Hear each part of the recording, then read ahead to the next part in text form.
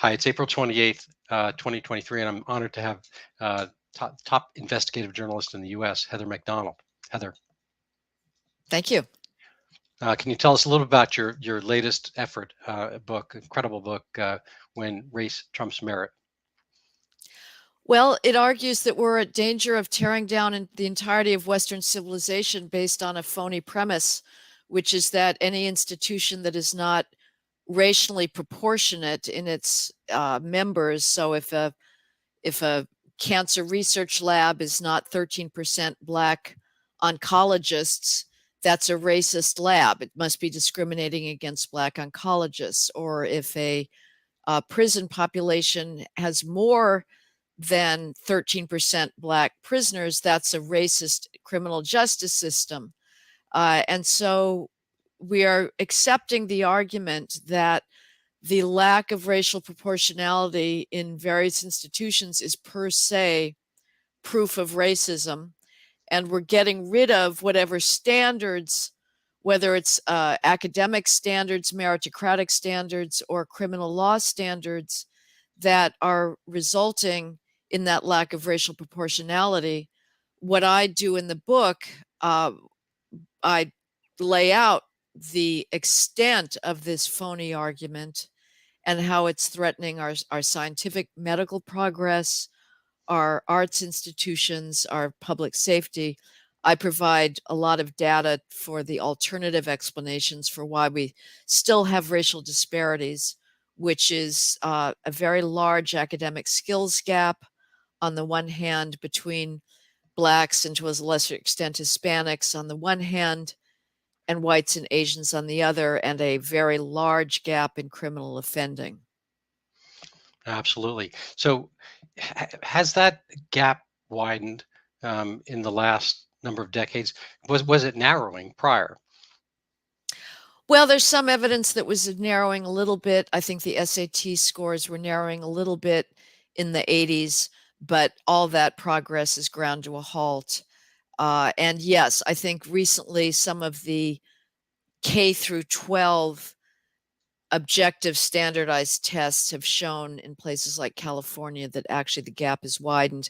In the coronavirus insanity, you definitely did see there too that Black scores were hurt the most by the shutdown of schools. So that's probably widened the test score gap as well, which is going to haunt us for decades to come, because we are already insistent on saying that if Blacks are not succeeding academically, it must be because of racist standards. So let's tear down the standards.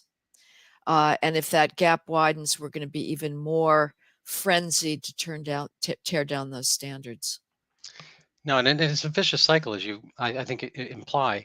Um, there was an item in the news recently that a student had received offers of $9 million in scholarships. And I assume that's spread over multiple universities. And year after year, we see a student gets into every university he applies to, Harvard, Yale, Princeton, so forth. And you don't necessarily really have to look to see that it's going to be an exceptional student, but almost by necessity, logically, a Black student. And the offers come in because it's kind of not so much that schools are kind of deferring against Black students, but frankly openly hungry for them. And the excellent Black students are in high demand. Um, what do you understand about some of the complaints of Black students on campus of oppression, of being negated, of being, um, you know, I guess erased and so forth? How do you see this dichotomy? Well, the complaints are absolutely ridiculous. There's not an institution in human history that is not more open and tolerant and welcoming towards history's traditionally marginalized groups than an American campus. And they are exercising these vast racial preferences on behalf of so-called underrepresented minorities, which is Blacks, Hispanics, and American Indians. And they're discriminating against, above all, Asians and white applicants in order to make space for massively less qualified Blacks and Hispanics. Faculty hiring, it's the same thing. Every single faculty search, whether it's in economics, sociology, psychology, uh, engineering, medicine, it is all one desperate effort to find even remotely qualified minority candidates that are not Asian to interview and hire. And also there's a big scramble after females as well. So the idea that Blacks are being admitted into a racist institution is ridiculous, but it is the case that they don't do as well as their peers, and they may feel psychologically under assault, but the reason is because of these vast racial preferences. So it's a vicious cycle. The schools admit students that are not competitively qualified with their peers. I'm not saying, nobody's saying Blacks shouldn't go to college. They're saying they should go to schools for which they're on the same academic level as everybody else, not catapulted one or two tiers of selectivity above their qualification level. But when that happens, they can't keep up. And the data is absolutely indisputable that they end up at the bottom of their classes. Law school, it's just stunning. 51% of Black law students end up at the bottom 10% of their class after their first year. 2/3 of law students are at the bottom 20% of their class, all thanks to racial preferences. So they struggle, they don't do well, and then the diversity bureaucracy sweeps in and says, well, the reason you're feeling overwhelmed here is because you're in a racist institution. The solution is more diversity hiring, more diversity bureaucrats, and more racial preferences in admissions. So there's more Black students here, so you have a critical mass of students. Well, that means lowering standards further, so you're dipping further down into the applicant pool, creating a larger mismatch. It's an absolutely perverse, vicious cycle. Yeah. So I'm just curious, do you have any examples of people advancing their career in a fashion opposite from Liz Warren? Right. I mean, I don't know anybody that is Black that's going to go around saying he's white. If you're a Black high school senior, you'd nobody, believe me, is putting down his race as white. There's a lot of white males out there that I'm sure are wondering if they can possibly get away with putting their race down as Black, because that will confirm an enormous advantage on them. No, it's a funny thing.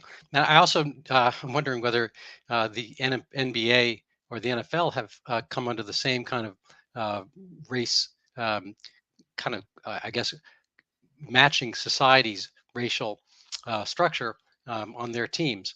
I think sport. I mean, I enjoy sports. I enjoy playing to a certain extent, but watching, and it's a genuine meritocracy. You can't stay on the team unless you can play. And 1,000 years ago in the '80s, there was I guess a diversity coordinator in the town I had my medical practice, and anyway, we wound up in this discussion, and she thought there should be disabled people allowed on the Celtics. Interesting, and but you just never hear that. Well, for those two leagues, they're very lucrative, well paid, but no, you don't really hear much talk that there need to be a certain number of Cambodians or um, or let alone American whites on a basketball team, of which there are very, very few. Um, has that ever come up? Do people like ever bring the analogy of sports meritocracy to these other institutions? Well, conservatives raise this issue every time it gets talked about, and I've never heard a liberal institution explain it. I can guess they would say, well, they would just distinguish it. They would just say, well, sports, it's not a racist standard. It's a colorblind standard. It's meritocracy, but the medical college admissions tests, those are racist. So anything that has a disparate impact, it's sort of reverse reasoning. If it has a disparate impact on Blacks negatively, then it's racist. And if it doesn't, then it's not racist. So I Right. think they would just on an ad hoc basis Right. distinguish them. And it's just to keep with the sports analogy for a second. Venus and Serena Williams, as well as Tiger Woods, both had demanding fathers, and well, well, three, I guess, had demanding fathers, and in both sets of parents, they started their kids young, and they pushed and pushed and pushed them, and so forth, and they excelled. They're iconic. Serena probably more than Venus, and Tiger is in a class by himself. Emotional issues and psychological issues aside, Yeah. um, but they started very young, and whether they are prodigies and naturally talented or pushed to that is an open question. But some of the work you bring out points out that a lot of our characters and our trajectory are potentially locked in an early age. So Tiger Woods was toying with a golf ball. You can see videos at 3 or 4 years old, and his feel for that ball is really kind of locked in early on. There's no way at whatever age after that, 15, 20, 30, whatever, that I start golf, and I started I think in my 40s, that I'm ever going to approach that kind of natural feel to it.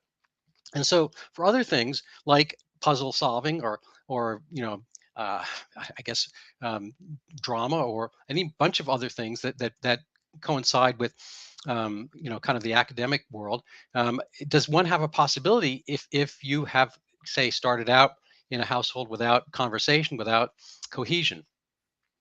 Well, there may be random examples of a child who is, so brilliant, such a prodigy that he can transcend a home environment. But on average, no, the results are very clear.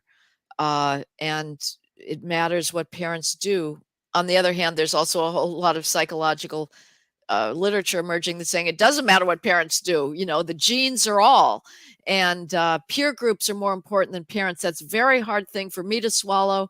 I would think that certainly developing habits of self-control, deferred gratification, uh, trying to conform to bourgeois norms, respect for authority, those do need to be inculcated because they're not natural to human beings. We're naturally self-involved and power seeking and Mhm. want to break rules on our own on behalf. So we can see such massive differences in child rearing cultures between Asians and blacks, say. It strikes me as just absurd to think that those differences do not play a very large role in our outcomes, and it's just grotesquely premature to say that it's racism that means that blacks, that results in the fact that blacks that grow up in these communities where marriage has disappeared, where the anti-acting white ethos is prevalent, where there's Right. no emphasis on paying attention to your teacher, doing your homework, staying out of gangs, that somehow we would expect these students, the children that grow out of those environments, to nevertheless end up proportionally represented in medical schools and engineering labs. That's just an absurd proposition. Yeah, well, they can be, if you make it so. Right. Um, and so this is, I'm going to maybe segue to some of the specifics within your book. I mean, your book is probably a collection of essays, and I really love your work in the City Journal um, and the Manhattan Institute. Um, and there's different parts. I mean, I think they have a cohesive aspect to them, but let's kind of stick with medicine and the NIH. First, medicine. So I'm a medical doctor, and I remember medical school, and I was awake for a good part of it. Well, I'm glad. I tell people that because I actually was paid. I was the audio visual guy early on, and so a lot of people skipped lectures and slept through them and so forth. I didn't have that luxury. I was struggling. I was kind of relatively the lower income family, and anyway, uh, there's actual structural changes happening within the educational curriculum, from what I understand, and from what I've learned and gleaned from your book. Can you describe what is happening? What's the impetus? Where is it going? What's it going to result in? Well, yeah, medical education is being radically revamped for the same impetus as everything else I write about, which is disparate impact, which is that meritocratic standards in medicine have a disparate impact on Black students and on Black professors, faculty members, and doctors. And so we've decided to get rid of those standards. Uh, so Blacks score much lower on the medical college admissions tests, which are the standardized score tests that people take to get into medical school. They're the counterpart of the SATs, which are taken in the 12th grade. Um, and there's, the Black students with sort of below average, mediocre MCATs and GPAs are being admitted the same scores that would be virtually automatically disqualifying if presented by a white or an Asian college senior, so that blacks with a sort of mediocre profile have a 9 times higher chance of being admitted to medical schools than their white and Asian counterparts. But once there, they still don't do very well. So medical licensing exam is being changed. And let me say the MCATs, far from being racist, they're not racist. They've been scoured for racism for decades. There's no questions about a regatta on them. And they've actually put in irrelevant questions about sort of psychological functioning or connectedness, just in order to hope that they can get higher test scores out of blacks, and that hasn't really worked. But the part one of the medical school licensing exam, which comes after the second year of a medical student's education, that is testing what he should have learned in classes about physiology and anatomy and drug functioning. It used to be graded, so A, B, C, D, but now it's gone pass fail for the same reason, because blacks weren't doing well on it, and their bad scores on the step one of the licensing exam was hindering them getting their preferred placements as residents. And the curriculum is also changing, as you say. We're putting in required courses in, anti-racism, intersectionality, white privilege theory, and it's all zero sum. Every moment that a medical student is learning about these ridiculous nostrums about inherent bias, implicit bias, is time that he's not spending learning about drug interactions and how to save somebody who's just been in Yeah. a terrible car No, crash. my understanding is a lot of it's cutting into third year clerkships. Um, a little bit like probably high school or college. There's some gliding for your last year. It's kind of got that lame duck thing. So your last year of high school, you've already made your college applications.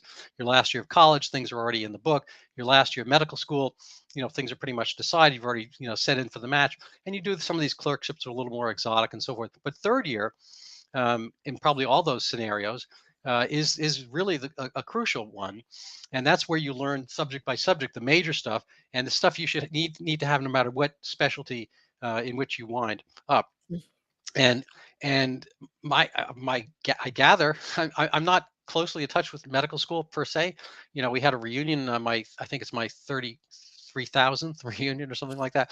My 100 years ago I was there, but um, they're taking away some from the actual clinical experience of what you're doing. The first 2 years is you're sitting down, mostly taking courses, some anatomy, standing up, but the clerkships are when you actually are doing hands-on stuff. You have to do Yep. clinical thinking, Yep.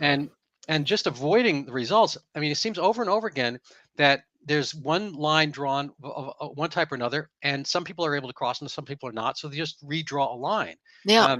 I don't think that helps anything. If we do use a sports analogy, there's a movie, literally white men can't jump, and whether that's true or not, I don't know, but that does speak to, say, some potentially genetic differences, or hybridization of recent generations, whatever you want to call it. It's very possible that blacks on average can jump higher than whites. So if we had a jumping contest or whatever other contest, and some group of students didn't do as well as the other, would you change the bar? Would you have the Olympics be variable depending on somebody's upbringing or ethnic background? I don't know. I mean, I gather that these absurdities are not kind of sinking in, and everyone's just kind of moving along with it. What is, even lemmings have been mischaracterized as jumping off en masse. This was I don't know if you know about this, but this is one of these misinformation things, and it Yeah. got promoted, and it was a filming angle, and they just kind of made a loop out of it. And these lemmings, and I feel sorry for the lemmings. I've never met one.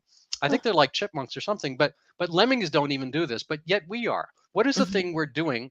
What's the cultural, I think there's that guy, mass formation psychosis or whatever, but you can't imagine this is happening all throughout the university. I thought it was filled with smart people. What's to quote Saturday Night Live? What's up with that, Heather? Race. It's all about race. Americans are very guilty about our racial past, and they see that the racial skills gap hasn't closed much, and they're terrified that it won't. And they're proleptically coming out with the only allowable explanation for the persistence of that gap, which is systemic racism. They don't want to look at Black inner city Black culture. For some reason, if you talk about that, that's racist. And Americans are terrified to be accused of being racist. And they sure as hell don't want to even consider the possibility of heritability.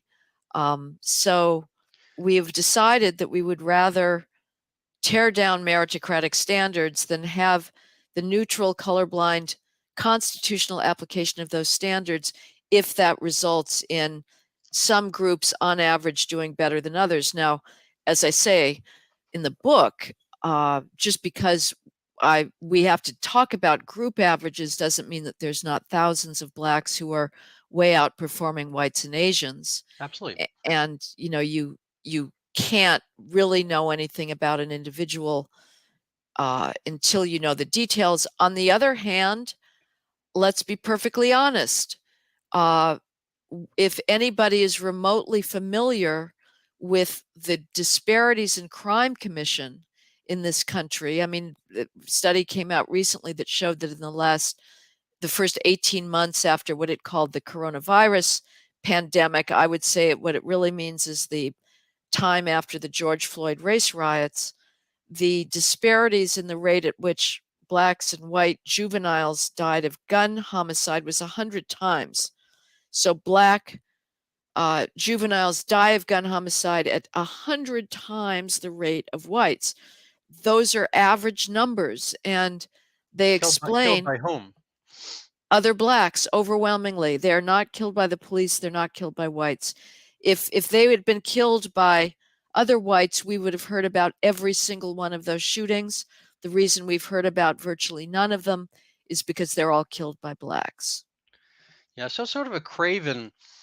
Um, I I know you're the English major, and I'm not. I was a chemistry and physics major, but one of the one of my seminal reads was Tom Wolfe's Bonfire of the Vanities, and I have you read it?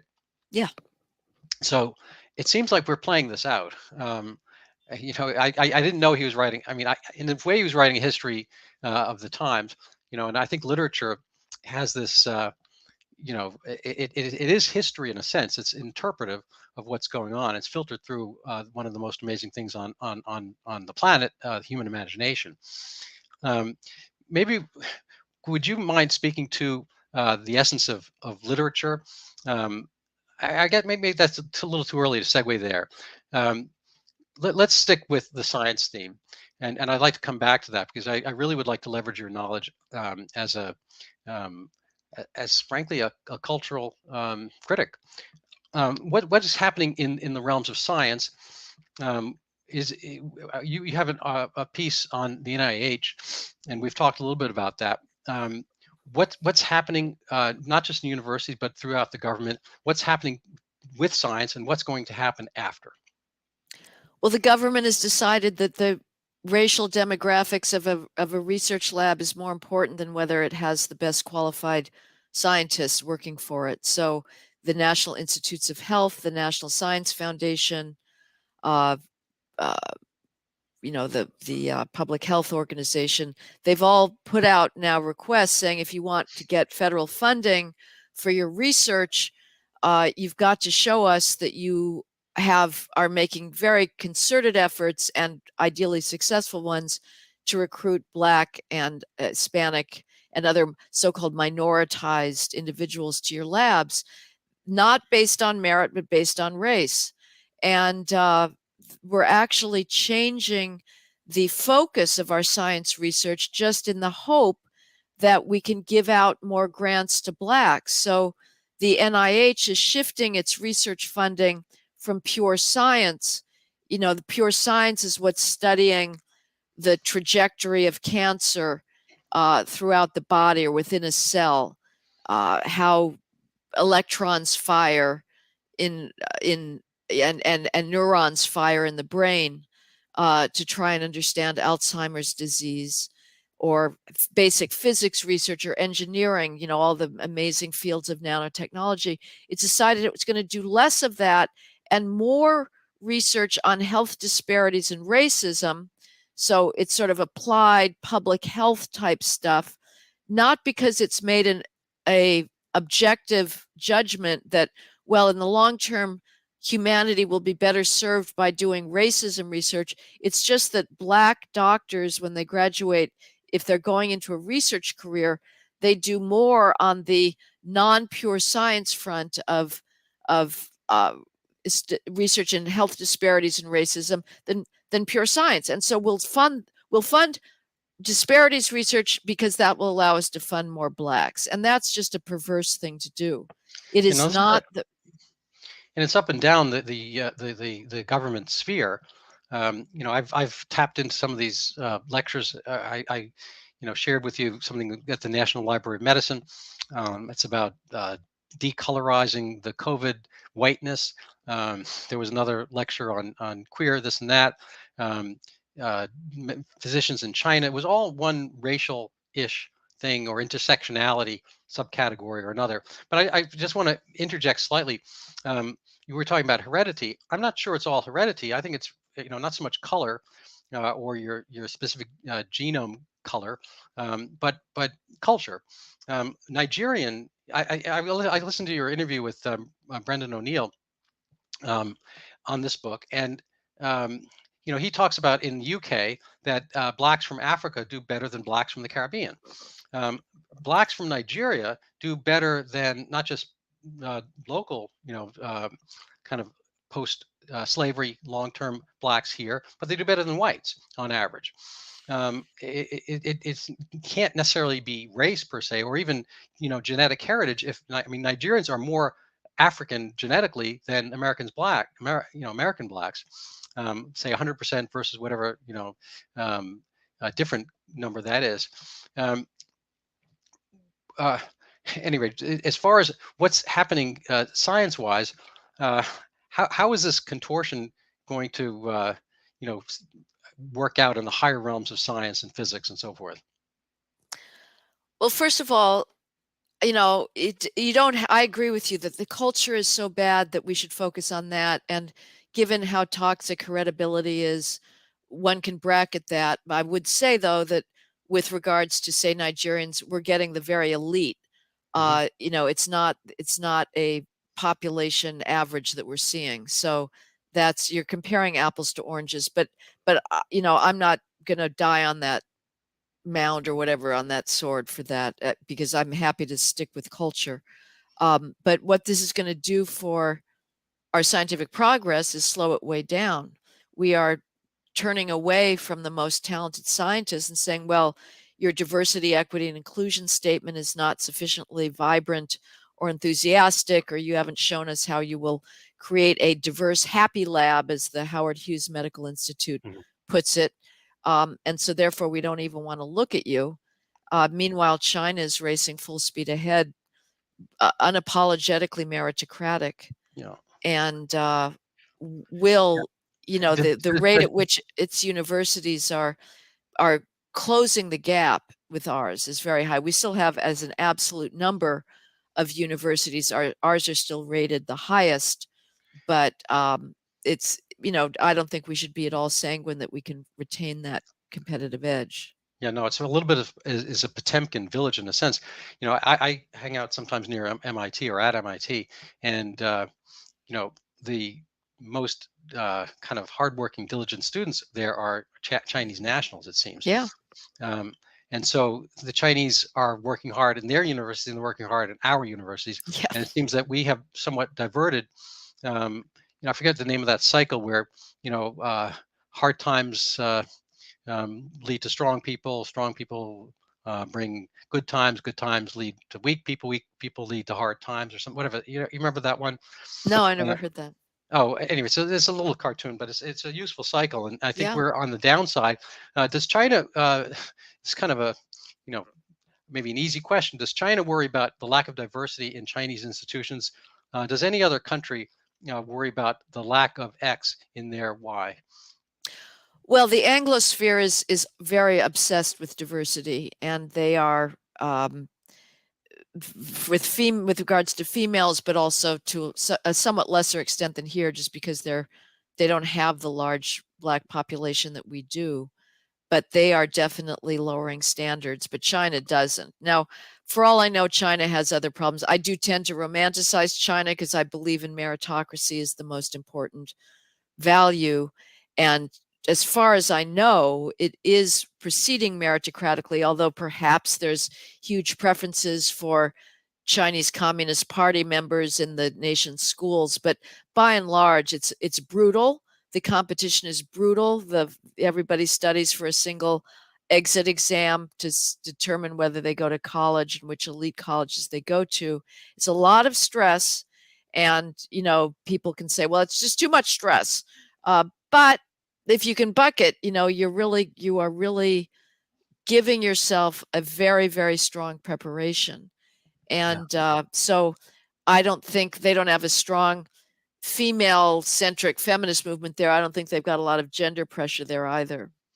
It may come, and they may have the gay rights movement, and the females may start deciding that they should be 50% in all STEM fields, which is ridiculous because males and females have different interests on average, and at the tail ends of the curve, there's a lot more math dummies who are male and a lot more math geniuses who are male than females. Right. There's also kind of allocation of resources. I mean, I think most everybody I've met was born of a woman. Um, and so even some of your, you know, say preternaturally talented physicists might want to take, time to do the mommy track. You never know. Right. So there's just kind of a differential in what gets kind of played out. You also kind of had to, a lot of. I mean, it's a great book and a great read, and you are a marvelous writer, and you write concisely and clearly. Um, but one of the more terrifying parts in general was kind of this science push. I forget the name of the office. It's kind of the chief physics officer of the U.S. Deciding on things for nuclear weapons and other kind of military aspects and so forth. And they wound up choosing somebody from UC Merced. Can you discuss that Yeah, a little this bit? is in the energy department, and people always say, oh, well, they put Rick Perry as head of the Department of Energy. No, this is not the head of the Department of Energy. Within the Department of Energy, there's something called the Office of Science, which does huge grant making. I think it's the largest scientific grant maker in the federal government. And traditionally, it has focused a lot on nuclear technology, and the people that have been the heads of the Office of Science in the past, have had very stellar careers in physics and in running large scientific organizations. So, if climate change is your thing, this is a place that is looking into how to figure out green solutions to carbon emissions. Or nuclear weapons and nuclear technology generally. So in comes the Biden administration making diversity even more of a priority than it was under Barack Obama.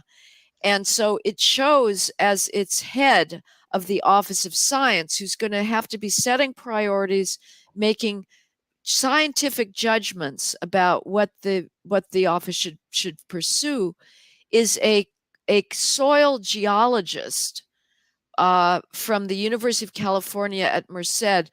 UC Merced is a diversity school. It was created based on no need for additional research capacity within the University of California. Arguably, UC is already oversaturated. UC Merced was created simply in the hope that since it's located in the central agricultural valley of California, it would have a heavily Hispanic population.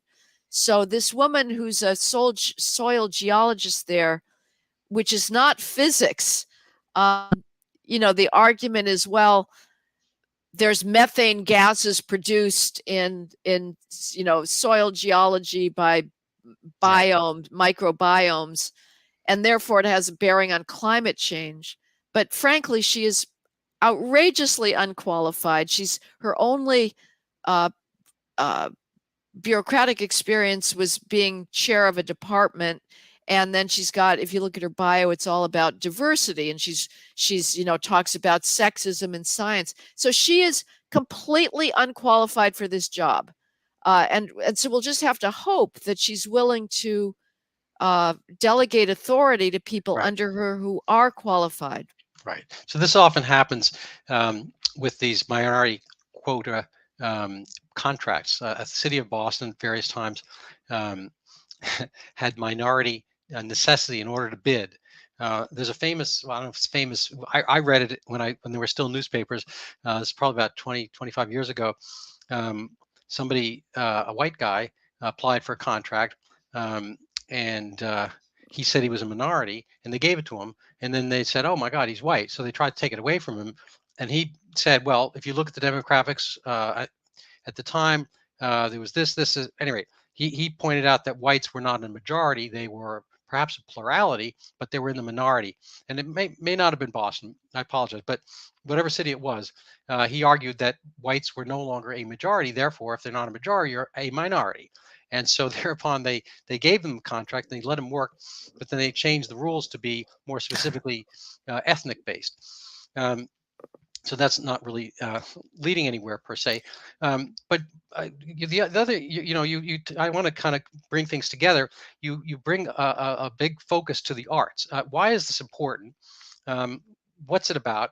What's happening in our museums, the concert hall, and so forth. Does anybody care? Should we care? Well, if you don't care about the arts, I feel sorry for you. You're missing out on a lot.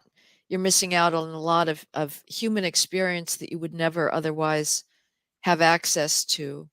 Uh, Artists traditionally have been those that see into the dilemmas of human life and loss and sorrow and love and eros and jealousy and wit with greater clarity than many of us, and have a capacity to express it, whether with words or paint or music, in ways that most of us simply are mute by comparison. And it's a way of expanding your human experience to go back into the 19th century and experience life on a Russian feudal estate, or into the medieval period and imagine yourself in a medieval romance epic, allegorical, or Greek tragedy, the terrors of Aeschylus and Sophocles and Euripides, struggling with revenge and how to create a state that is stable, that acknowledges justice and the rule of law, and just simply humor. So art matters. It's sad that one has to defend it, but certainly No, people are we don't less have and to less defend it with involved. me. My wife and I were painters for a long time. We, love this kind of stuff. I just want to hear you articulate. I'm a big fan of Andrew Clavin, I mentioned earlier, and he feels as if art is the kind of uh, the pulse that runs through all of us, not just individually. And you kind of, just to quote Potter Stewart, you know it when you see it. I think he was talking about something a little bit more mundane. Um, uh, but what is happening? I mean, I've seen it. We have the MFA here, and we have a kind of a goddaughter. She's not officially so, but we take her to the museum, and she's probably 12 now. And she loves. I got to say, there's one bit of art that she really likes. She loves Hamilton, and it's really turned her on to American history. So we brought her to the portraiture wing, and Hmm. George Washington is there, and he's actually accompanied, lo and behold, by one of my old buddies, a guy who grew up and was bar mitzvahed in Brookline, but found out he was adopted as a young man. He found this out, and he found out that his mother was part Mohawk, I believe, and abandoned him or whatever, put him up for adoption. And so he's been pursuing his art career as a Native American, and he's done very, very well. And his piece was next to the George Washington portrait, the huge portrait. And there's a piece that's very kind of, we'll say, less artistic, Mhm. and basically goes over George Washington's dad's burning down Indian villages. And so this has been put side by side. I'm sure you've seen a lot of this side by side stuff. I was at the Mellon Center at Yale, um, and same kind of stuff going on. There's like you can't. It's basically no. You're not going to be able to look and concentrate at the work of art, Right. or contemplate the scene in time. What is the mood amongst art institutions? Is everyone on board with this? I mean, is it all French Revolution all the time? What's the deal? Yeah, the directors are absolutely appalling. The director of the Metropolitan Museum of Art, Max Holein, he's declared that the Met's mission now is anti-racism and that they're going to pursue race narratives through the last 5,000 years of art. James Rondeau at the Art Institute of Chicago is even worse. He's an utter dope. And uh, it's everywhere. I haven't written yet about the MFA, but I was just there too, and they're doing the usual thing where the wall text on Dutch Baroque art, 17th century Golden Age art, inevitably claims that still lifes are really just portraits of colonialism because the riches of Holland at the time were based on exploitation in the colonies, which is a grotesque exaggeration. But it's teaching young people to see this art through the lens of resentment and victimology, and to have the kind of moral narcissism of thinking that your views are necessarily superior to anybody else's, and if people did not think exactly like you did in the past, then they are not worth engaging with at all. They are inferior people, and anything they may have accomplished is not worth paying attention to. So there are some curators that are leaving. Keith Christensen at the Metropolitan Museum of Art got in trouble with a lot of other staffers uh, by denouncing the tearing down of statues that we were seeing in the post George Floyd moment, and saying if France had done this across the board, France would have no more culture left. And so he basically he resigned, but I'm sure his life was miserable there. So the traditional curators are undoubtedly feeling the heat, but every new generation of curators that has been even more indoctrinated in art history school by identity politics um, is just pushing these museums further and further away from their core mission. So, how did one Heather McDonald manage to go through Yale and Cambridge and Stanford um, intact, or did you? Well, things weren't as political when I was there, and I was a liberal by default, but I wasn't political. So, but I was in college in the 70s, and identity politics hadn't hit. So I didn't have to be deprived of the greatest literature because it didn't match my gonads and melanin. And so the rot really set in the 80s. And although I studied deconstruction, which was itself a waste of time, but it was not identity politics. So, Yeah. No, I had friends, friend in Brown. He was in a master's program in English, and that's when I had gone through Yale, not knowing about Derrida and Demas, and if I'm pronouncing it correctly, and deconstruction, three Ds. um, but when he told me about it, he was so enthralled, and I thought. I mean, I don't know if I had the word then, but I thought, oh my God, this is like, silly and jejune. yeah, It's like a first blush where you've kind of figured things out. Like, you close your eyes and nobody's there, and the world is only me. It seems so. You probably have better words for it than I do, but solipsistic, self-referential, silly. Um, I don't know. What what what has gone on? I mean, I suppose you don't necessarily have to make money. I mean, if you're in the I once heard that it was better, Enron was a better proposition than Amtrak. Enron did X, Y, and Z badly, right? But they failed and they disappeared, and other companies learned from them.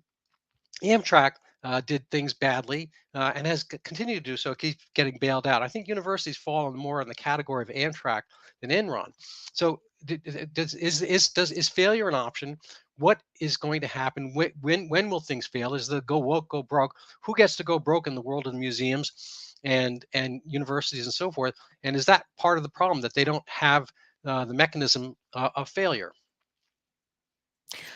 Well, some colleges are going out of business now because we have way too many colleges. Not, maybe 10% of our population should actually go to college. But as long as donors and alumni keep giving them money, uh, they will keep going. And unfortunately, I mean, somebody recently told me, even if there's a total alumni boycott for a lot of these major schools, they don't care about that either because their endowments are so huge Mm. and they'll just keep going. So it's very hard to know how to deplug them. I'm writing a piece now about Ken Griffin, who's a conservative who just gave $300 million to Harvard, which is absurd. It's antithetical to his values.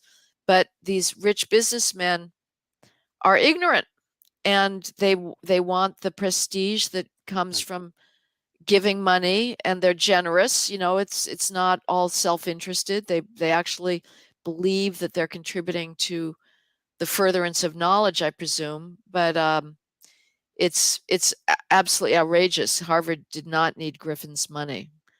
Right. You remember the Bass donation to Yale? Yeah.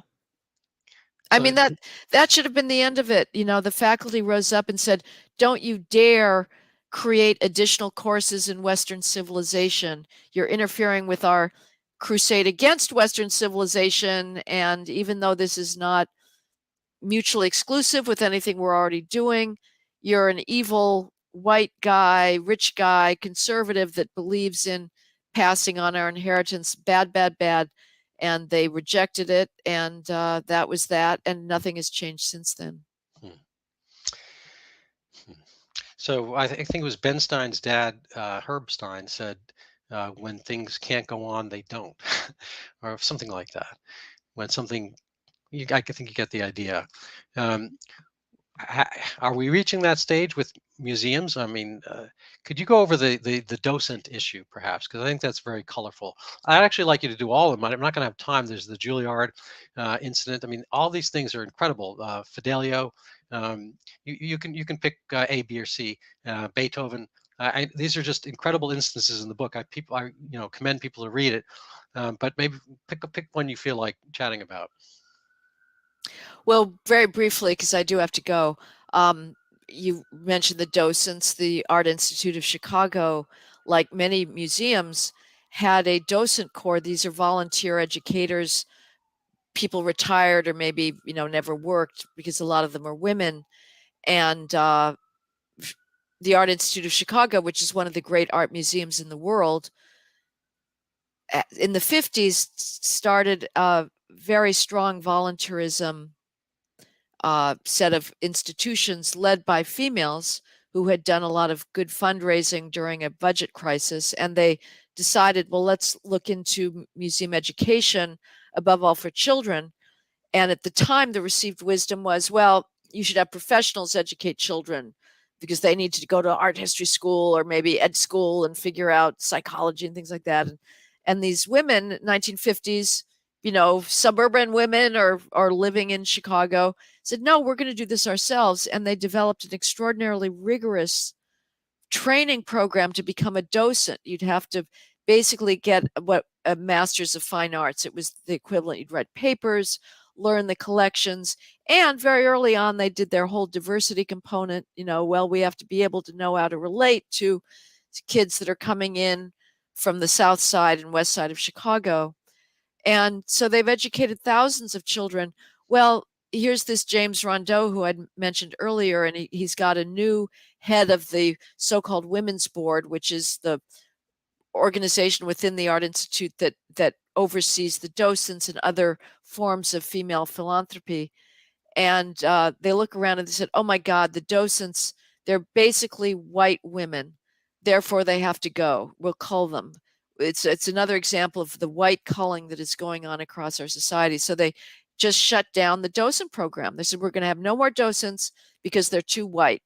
And so the museum voluntarily, deliberately deprived itself of, I can't even calculate how much free labor, hundreds and hundreds of thousands of dollars in salaries that they were saving by drawing upon the philanthropic, charitable instincts of these women who just wanted to help others understand the beauty of art. And they said, well, we'll have 5 paid educators, but of course, they're going to be chosen based on anti racism credentials, nothing to do with art history knowledge. And they'll have to pay for them. And they will not, 6 versus 100, there's no way they're going to be able to provide the same coverage to students to expose them to the glories of the Art Institute's collection. And that's just happening everywhere. There's orchestras that are getting rid of their musicians because they're too white. Every racial preference program in admissions is basically white culling, because every time you hire an underqualified Black or Hispanic, you're making sure that you don't have a white or Asian there. And you have often institutions that are quite explicit. They celebrate the fact that they've been able to bring their white population down. So maybe our student body was 60% white. Well, let's give out a cheer because this year it's only 55% white. So we're doing really well. So if you're a white male now, a heterosexual white male, every institutional signal you're receiving is you're not worth anything. Yeah. Get out of here. What are white men going to pick up? And I know you're rounding out the hour here, Yeah, yeah. so I'm gonna bring up your books as well, just in background, so people can see what they are and where to get them. Um, what should white men do about this? Ideally, not be cowed by the charge of racism. Stand up for meritocratic standards as a general matter, not apologize for Western civilization, and demand that institutions start acting in a colorblind fashion, and don't allow yourselves to be pushed aside, and certainly don't demean the traditions that you have worked for, whether it's in the sciences or in literature or in law, in jurisprudence. Every time that you're either silent and somebody goes around trying to destroy those institutions on the phony basis of race, you're not only canceling yourself, but you're canceling the possibility of generations after you to achieve excellence.